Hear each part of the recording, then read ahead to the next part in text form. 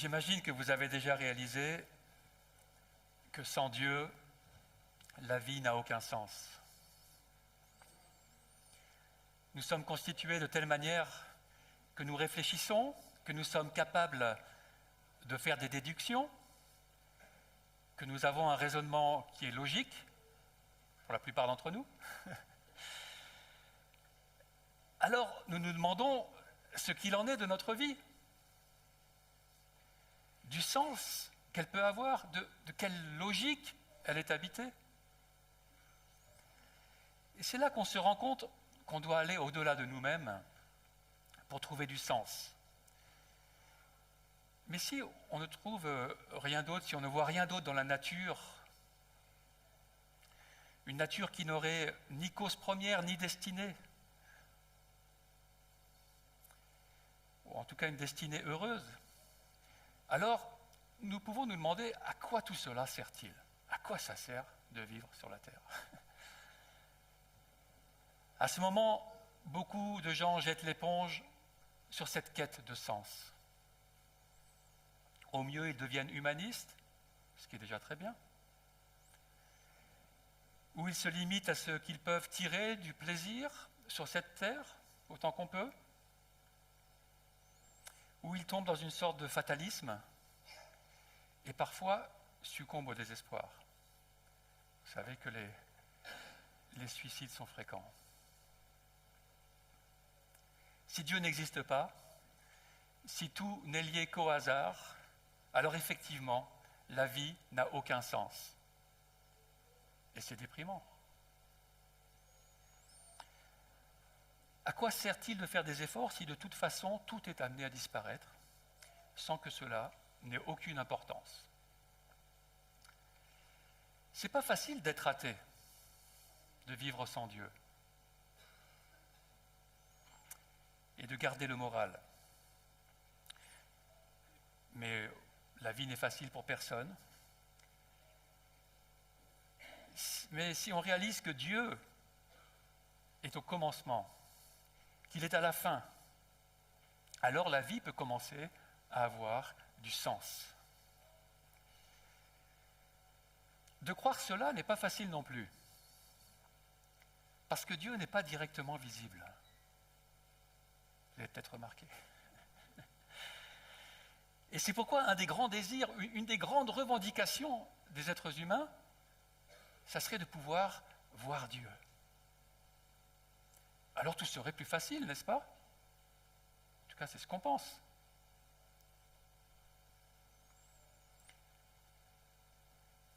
Peut-on donc se plaindre que Dieu se manifeste pas plus que ce qu'il le fait ? D'une manière plus évidente. On peut toujours se plaindre. Mais la Bible dit le problème, en fait, il est chez nous. Le problème, il n'y a pas de Dieu, il vient de nous.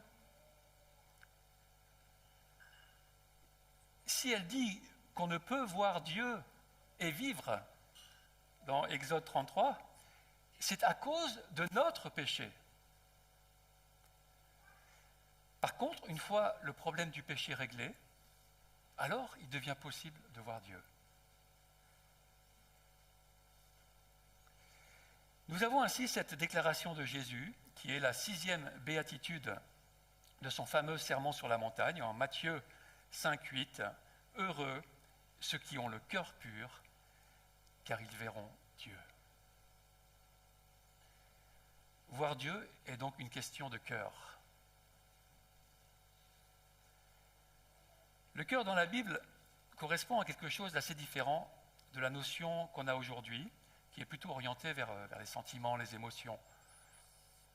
Dans la Bible, il s'agit plus largement de la dimension intérieure de la personne, tout entière, du centre de la personnalité.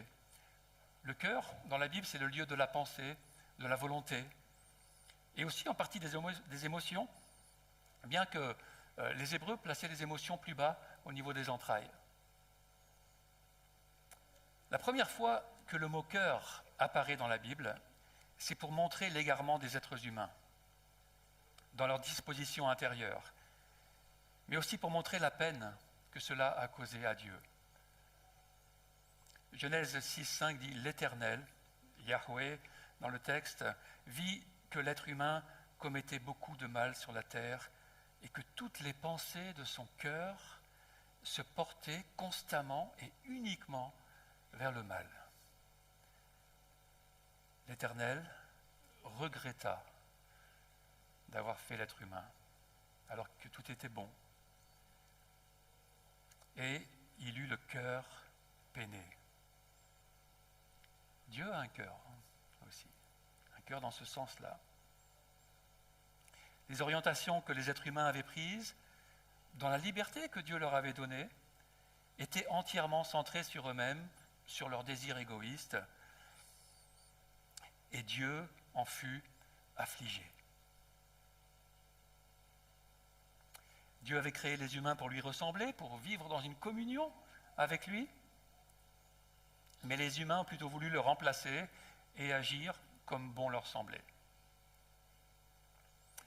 Quelques chapitres plus tôt, la Bible nous montre les premiers humains comme voyant Dieu, étant dans sa présence, puis, parce que leur cœur s'est détourné de lui, comme étant ensuite chassés de cette communion.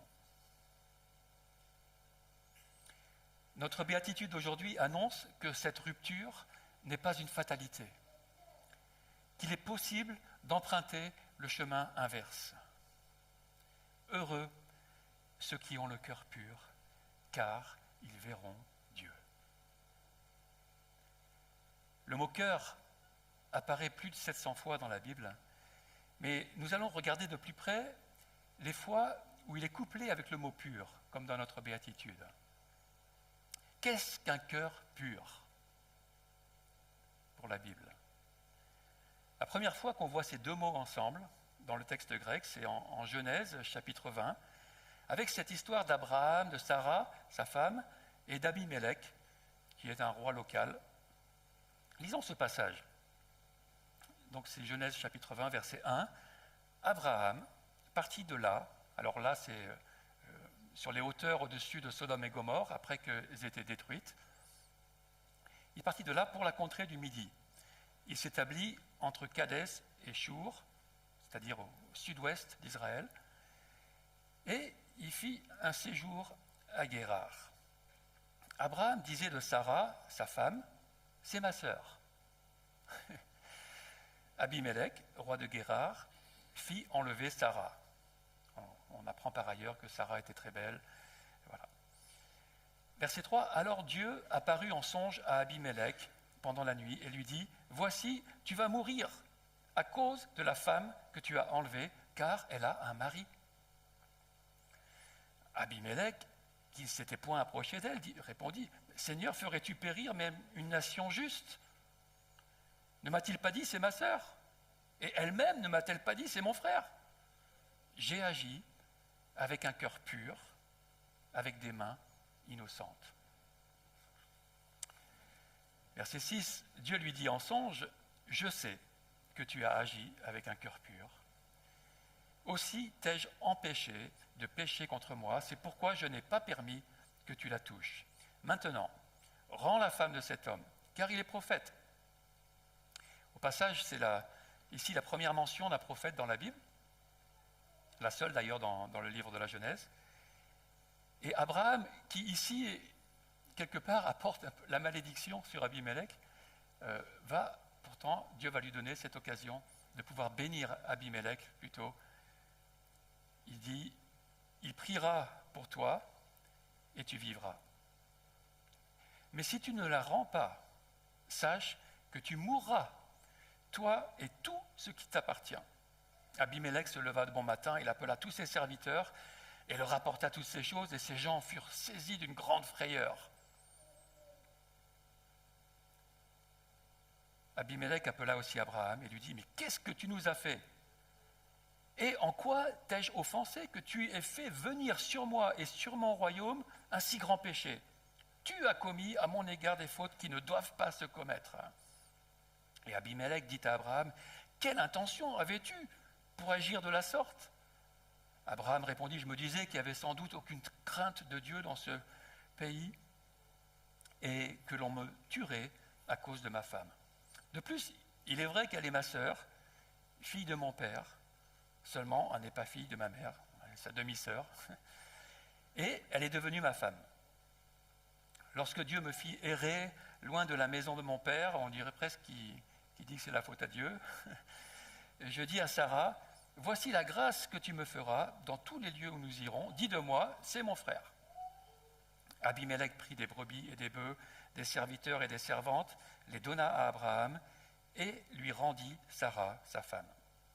Abimelech dit, verset 15, « Voici, mon pays est devant toi, demeure où il te plaira. » Et il dit à Sarah, « Voici, je donne à ton frère 1000 pièces d'argent. Cela te sera un voile sur les yeux pour tous ceux qui sont avec toi, et auprès de tous, tu seras justifié. » Abraham pria Dieu, et Dieu guérit Abimelech, sa femme et ses servantes, et elles purent enfanter à nouveau. Ça veut dire qu'il y avait, quelque part, Dieu avait agi sur toutes ces personnes, et Dieu les guérit à la prière d'Abraham. Verset 18, « Car l'Éternel avait frappé de stérilité toute la maison d'Abimelech à cause de Sarah, femme d'Abraham. » Il y a plusieurs choses à remarquer dans ce chapitre un peu particulier. D'abord, que l'expression « un cœur pur » qu'on lit dans ce passage montre une certaine intégrité intérieure, une intention qui n'était pas malveillante de la part d'Abimelech. Et ici, le mot traduit par « pur », c'est le même mot dans le texte grec que dans notre béatitude. Et ce mot dans le texte hébreu est souvent traduit par « intègre ». C'est un qualificatif qui sera attribué à Noé, à Abraham, à David. Ce mot qualifie aussi l'intégrité des animaux qui étaient offerts en sacrifice, qui étaient sans défaut. Et Dieu reconnaît que tel était le cas pour Abimelech, qu'il avait effectivement agi, au moins cette fois-ci, avec un cœur pur, qu'il était innocent quant à l'intention de prendre une femme mariée. Il n'avait pas le désir de prendre une femme mariée. Dieu lui apparaît d'ailleurs en songe, on le voit au verset 3, c'est répété au verset 6. On pourrait mettre cela en parallèle avec notre béatitude, que les cœurs purs verront Dieu. Mais Dieu apparaît en songe à toutes sortes de personnes, croyantes ou pas, chrétiennes ou pas, coupables ou pas. Le texte ne nous dit pas sous quelle forme Dieu s'est présenté en songe à Abimelech, mais en tout cas, il comprend bien que c'est Dieu qui lui parle. Mais d'avoir agi avec un cœur pur dans cette affaire n'empêche pas qu'il a mal agi et que Dieu doit intervenir, que Dieu doit le punir. Et Dieu ne pardonnera à Abimelech son action qu'après qu'Abraham ait prié pour lui, parce qu'une offense avait quand même été commise, même s'il l'avait commise sans le savoir. Celle de prendre une femme mariée pour son harem. Abimelech était pur dans cette histoire quant à son intention. Il ne savait pas que cette femme était déjà mariée. Mais cela ne veut pas dire qu'il agissait toujours avec un cœur pur. Si Dieu n'était pas intervenu, Abimelech aurait quand même couché avec Sarah et il aurait ainsi péché. Aussi, en disant à Abimelech qu'il allait mourir, s'il voulait quelque part consommer cette relation en ne rendant pas la femme, nous pouvons avoir un rappel du premier péché qui était de consommer le fruit défendu, car ce sont exactement les mêmes mots pour la conséquence de l'acte, tu mourras. Si tu le fais, tu mourras. Car en effet, au-delà de cette histoire, la Bible nous fait comprendre que le problème est plus profond que d'avoir agi sans savoir, que les cœurs des êtres humains sont surtout impurs, en profondeur, par rapport à Dieu, parce qu'ils ne sont pas entièrement tournés vers lui, mais avant tout vers leurs propres désirs. Ainsi nous péchons parce que nous mettons nos désirs avant Dieu. C'est une mauvaise utilisation de la liberté que Dieu nous a donnée. La Bible nous fait aussi comprendre que les humains continueront dans ces dispositions de cœur et qu'ils ne peuvent eux-mêmes changer leur cœur. Qu'un nouveau cœur est nécessaire et qui ne peut qu'être donné par Dieu. C'est ce qu'on voit dans un des grands passages où cette notion de cœur pur apparaît.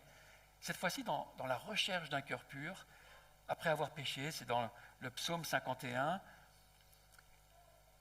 au verset 1, au chef de chœur, psaume de David, lorsque le prophète Nathan vint chez lui après son adultère avec Bathsheba. « Ô Dieu, fais-moi grâce, conformément à ta bonté, conformément à ta grande compassion, efface mes transgressions. Lave-moi complètement de ma faute et purifie-moi de mon péché. Car je reconnais mes transgressions et mon péché est constamment devant moi. J'ai péché contre toi seul, j'ai fait ce qui est mal à tes yeux. C'est pourquoi tu es juste dans tes paroles, sans reproche dans ton jugement. Oui, depuis ma naissance, je suis coupable. Quand ma mère m'a conçu, j'étais déjà marqué par le péché. Mais tu veux que la vérité soit au fond du cœur, la volonté de Dieu. Fais-moi connaître la sagesse dans le secret de mon être. Purifie-moi avec l'hysope. L'hysope, c'était lié à un processus d'un sacrifice et d'une aspersion destiné à purifier rituellement une personne qui s'était rendue impure. Purifie-moi avec l'hysope et je serai pur. Lave-moi et je serai plus blanc que la neige. Fais-moi entendre des chants d'allégresse et de joie, et les eaux que tu as brisées se réjouiront. Détourne ton regard de mes péchés, efface toutes mes fautes. Puis là, au verset 10, on sent qu'il est conduit par l'Esprit de Dieu en lui. Il va plus profondément qu'une simple purification extérieure, plus profondément que Dieu détourne le regard des péchés, parce que les péchés seraient toujours là. Ça va plus loin même que d'effacer toutes mes fautes. Ça va jusqu'à la création d'un nouveau cœur. Ô Dieu, crée en moi un cœur pur. Renouvelle en moi un esprit indisposé.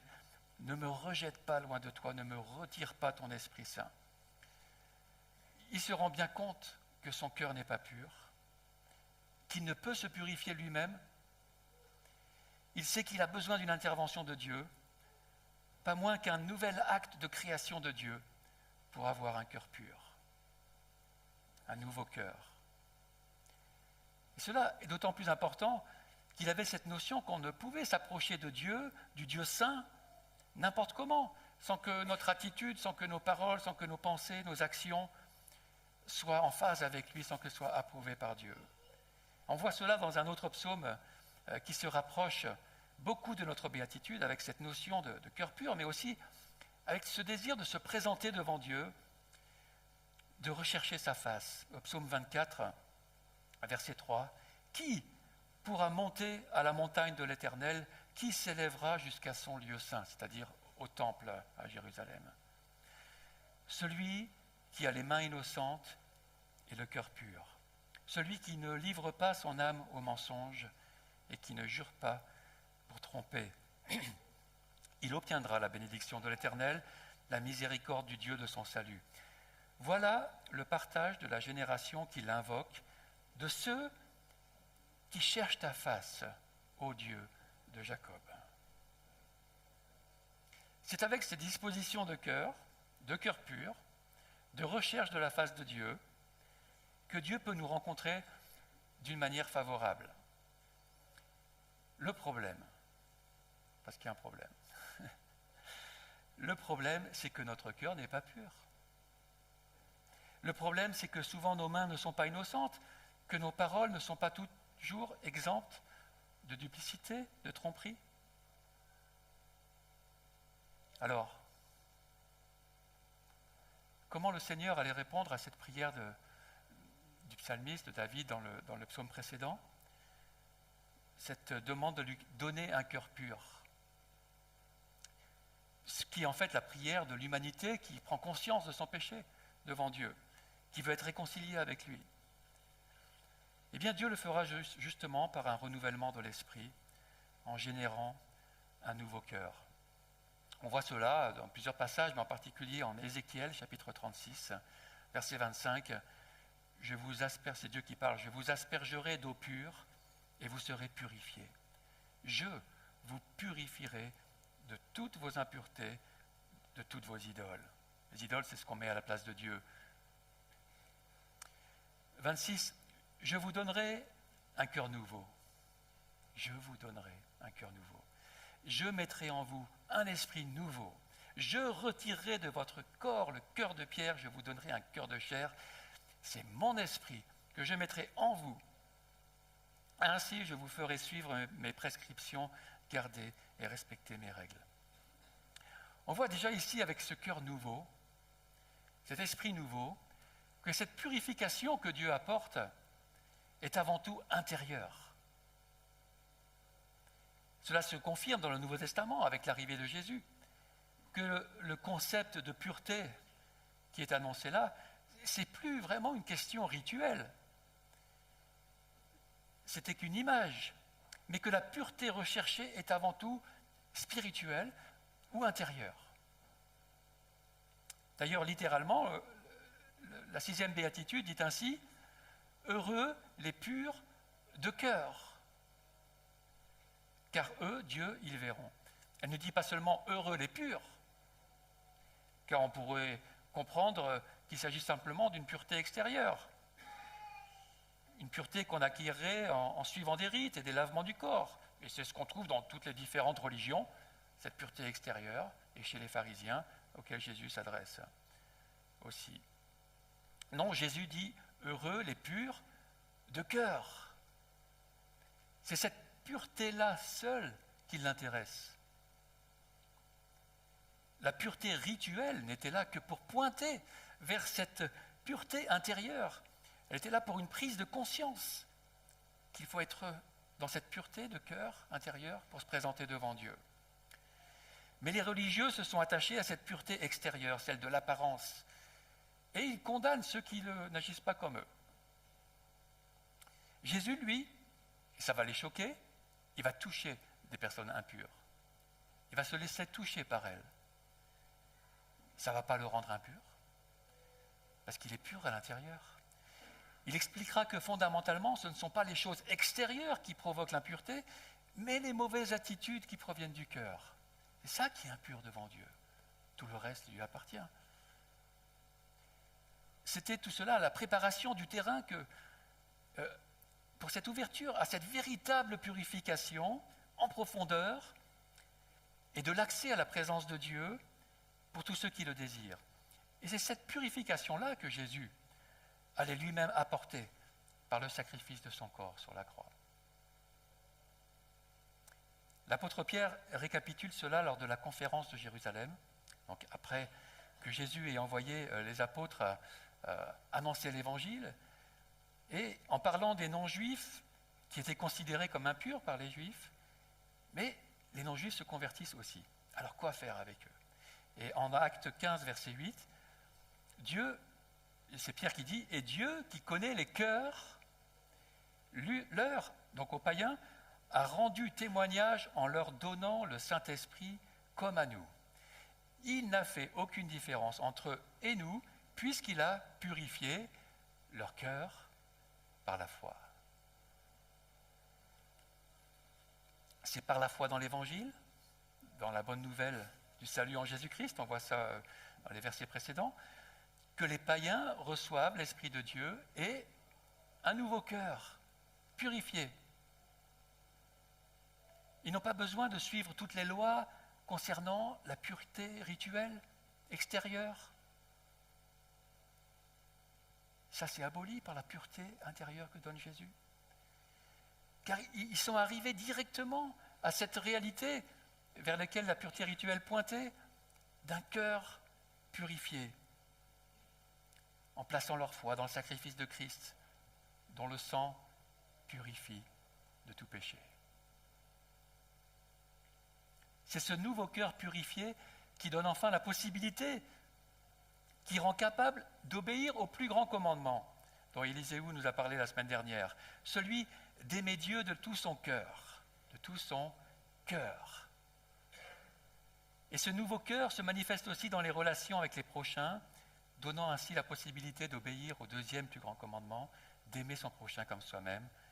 toute la loi de Dieu se résumant dans ces 2 commandements d'aimer. C'est une question de cœur. Et on voit que Dieu donne ce qu'il leur donne. Il leur donne d'aimer et il donne un cœur pour aimer. Plusieurs textes du Nouveau Testament voient dans ce cœur purifié la condition d'un amour fraternel sincère. 1 Pierre 1, 22. Vous avez purifié votre âme en obéissant par l'Esprit à la vérité pour avoir un amour fraternel sincère. Donc vous avez mis votre foi dans l'Évangile, vous avez dans cet état d'esprit d'avoir un amour fraternel sincère, c'est ce que vous désirez. Aimez-vous donc ardemment les uns les autres d'un cœur pur, celui que vous avez reçu. 1 Timothée 1,5, le but de ces instructions, et le but de la loi même, le but de toute la Bible, c'est un amour qui provienne d'un cœur pur, d'une bonne conscience et d'une foi sincère. Aimer à partir de notre nouveau cœur devient possible, mais comme vous le savez bien, ce n'est pas automatique. Car il y a toujours une partie de nous-mêmes, notre chair, qui voudrait continuer à vivre pour elle-même, même si elle a été crucifiée. Me rappelait Sébastien il n'y a pas longtemps. Elle a été crucifiée. Mais on a cette lutte en nous-mêmes, toujours. Elle veut continuer à vivre par elle-même. Et par l'Esprit, nous devons la soumettre, cette chair qui veut vivre pour elle-même, à l'amour de Dieu, à l'amour de notre nouveau cœur. La purification et l'amour que Dieu nous donne demandent à être mis en application dans notre vie de tous les jours. Notre nouvelle volonté, elle est là, mais elle doit être exercée. Si, comme le dit Paul, Dieu met en nous le vouloir et le faire, nous devons aller dans ce sens. Il le met en nous, mais on doit agir en fonction. Et c'est cette recherche d'une attitude centrée sur cet amour de Dieu qui montre la direction de notre vie. Et c'est dans cette orientation seulement que notre béatitude prend du sens, que les cœurs purs verront Dieu. Parce que leur but est déjà de vivre avec Dieu, de le voir, de vivre dans sa présence glorieuse. Les purs de cœur sont dans ce cheminement qui se manifeste concrètement par une transformation progressive à la ressemblance de Jésus-Christ. Quelque part, c'est de son cœur qu'on a hérité. Et si ce n'est pas le cas, si on n'est pas dans ce cheminement-là, il ne faut pas espérer voir Dieu. Ainsi nous dit Hébreux 12, verset 14, « Recherchez la paix avec tous », cette paix d'ailleurs qui sera le sujet de la prochaine béatitude, et la progression dans la sainteté, car sans elle, personne ne verra le Seigneur. 1 Jean 3, 2, « Bien-aimés, nous sommes maintenant enfants de Dieu, et ce que nous serons un jour n'a pas encore été révélé, mais nous savons que lorsque Christ apparaîtra, nous serons semblables à lui parce que nous le verrons tel qu'il est. » Toute personne qui possède cette espérance en lui se purifie, et c'est ici un synonyme du mot pur de la béatitude, se purifie comme lui-même est pur. Oui, Jésus est notre modèle de cœur pur. Il est l'aboutissement de la sainteté, la maturité du nouveau cœur que Dieu nous a donné. Cette pureté, c'est l'amour pur, et c'est donc l'absence de péché. L'amour pur, c'est l'absence de péché. C'est l'amour pur pour Dieu, le Père, et l'amour pur pour les êtres humains. Et celui ou celle qui aimera ainsi ne péchera plus. Et c'est donc vers cela que nous tendons. Jésus, qui est Dieu le Fils, anticipe aussi la possibilité de notre vision de Dieu le Père.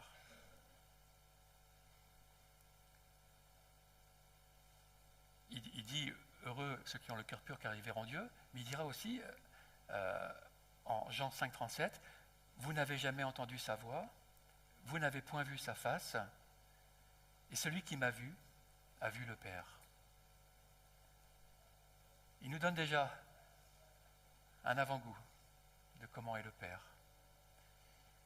En examinant Jésus dans son comportement et dans ses paroles, nous pouvons déjà voir à quoi le Père ressemble. Père et Fils forment une communion parfaite et il nous appelle à rejoindre cette communion. Et nous terminons par la vision de ce que sera cette rencontre ultime dans cette pureté totale. Nous lisons ainsi à la fin de l'Apocalypse que les cieux descendent sur la terre pour qu'il n'y ait plus de séparation entre elles, plus de séparation non plus entre Dieu et nous. Et c'est alors que nous verrons Dieu. Nous tous qui aspirons de tout notre être à cette communion. Apocalypse 22, verset 3, « Il n'y aura plus de malédiction, plus de péché. Le trône de Dieu et de l'agneau, Jésus, sera dans la ville. Ses serviteurs lui rendront un culte. Ils verront son visage et son nom sera sur leur front. » Ils verront le visage de qui ? Le texte est volontairement imprécis. Ils verront la face, le visage de celui qui est assis sur le trône de Dieu et de Jésus l'agneau. Le visage. L'agneau et Dieu, Dieu le Fils et Dieu le Père partagent les mêmes attributs dans l'Apocalypse, tout au long de l'Apocalypse. Parce qu'il s'agit du Dieu unique. Père et Fils sont dans une éternelle et totale communion et ils nous invitent dans cette communion avec le même cœur. C'est le désir du Père et du Fils et ils ont pourvu pour cela.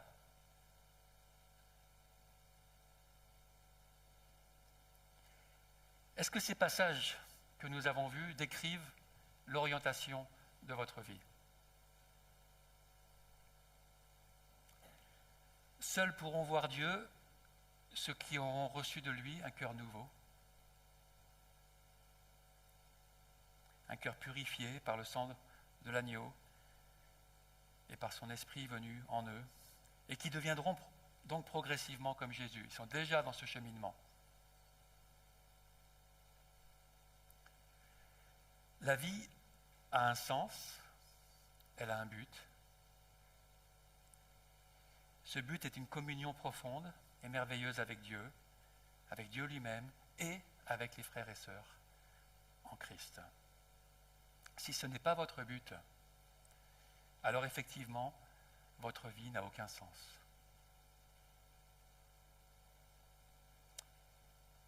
Elle ne peut avoir au mieux que de faux espoirs et des plaisirs temporaires. Ce serait tellement dommage pourtant de passer à côté de ce que Dieu réserve pour ceux qu'il aime. Vous pouvez recevoir de Dieu ce nouveau cœur, cette purification, maintenant. C'est son désir de vous le donner maintenant, si ce n'est pas encore le cas. Heureux ceux qui ont le cœur pur, car ils verront Dieu. Je vous invite à prier maintenant.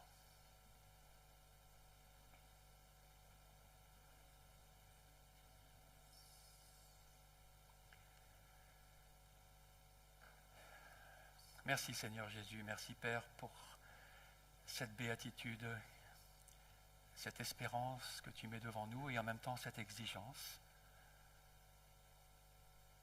Tu veux que ça soit notre désir de devenir comme toi, d'être dans cette communion avec toi de pureté, de sainteté. ce même amour, tout ce qui vient de toi et que tu donnes gratuitement.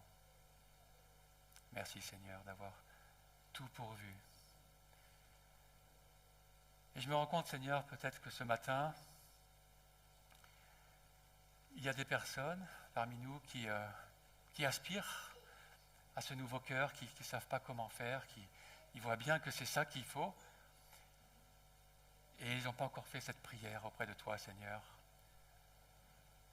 Cette prière qui disait, on voyait dans le psaume, je reconnais que j'ai péché, je reconnais que je suis impur. Ô Dieu, crée en moi un cœur pur. Que ce soit votre prière ce matin, si vous ne l'avez pas encore faite. Ô Dieu, crée en moi un cœur pur. Et il va le faire. Alléluia. Gloire à toi, Seigneur. Nous avons soif de toi, soif de te voir. Et merci parce que tu nous l'as promis en Jésus-Christ. Amen. Amen.